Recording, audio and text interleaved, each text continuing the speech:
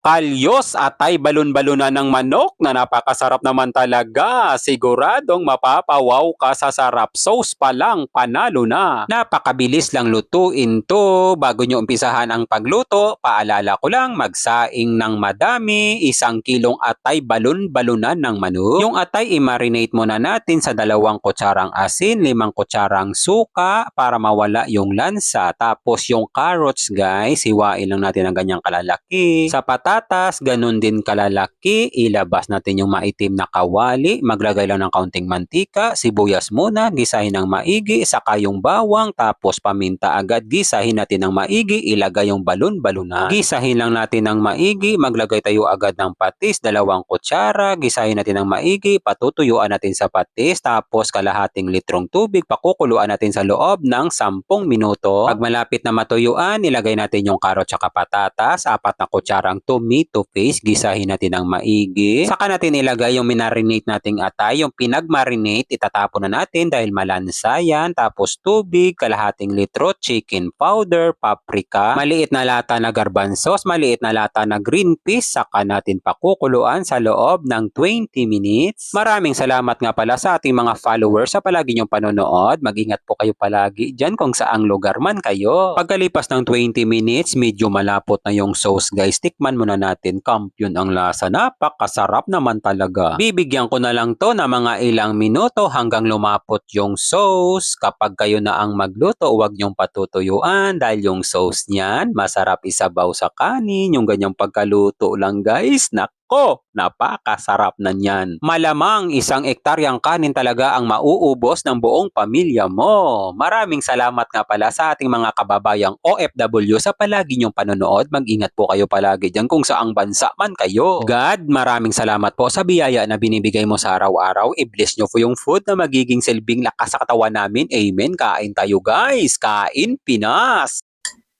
Atay guys, yan ang paborito ko. Lagyan natin ng kalyos sauce. Sarap yan guys. Yan.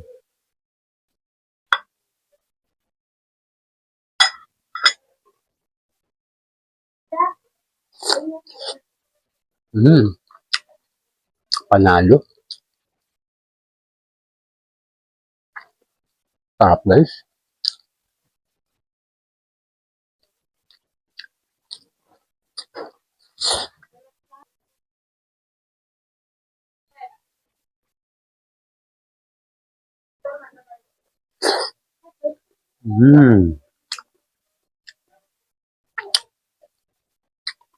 Nagkamay na ako guys. Masarap kumain ng nakakamay.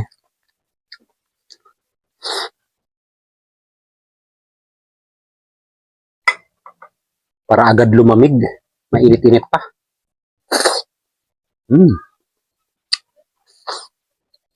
Wow. Isa pa. Kampiyon.